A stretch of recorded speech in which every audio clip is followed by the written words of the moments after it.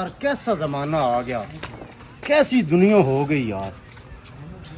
राणे नू मैं 3000 रुपया साल पहले दिता ही, आधा अज देसां कल देसां।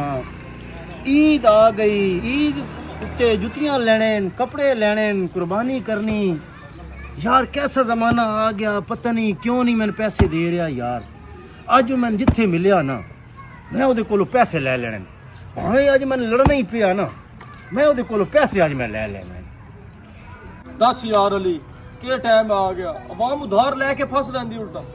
काल करने वाला वेखदा ही कोई नहीं, उधार देने वाला भी यार इस काल दी किथे बैठे किथे नहीं। लेकिन एक बेली मेरा चंगा है बाबा बोबी शाह, उस मेरे कोलों पैसे दिते साल हो गया, हुण तो ही नहीं मंगे। हुण भी उन्होंने पैसे दी पता लग गया, वैसे नूं लोड़ है 1000 रुपए दी, वो नस के आएगा मैं 1000 रुपया देगा।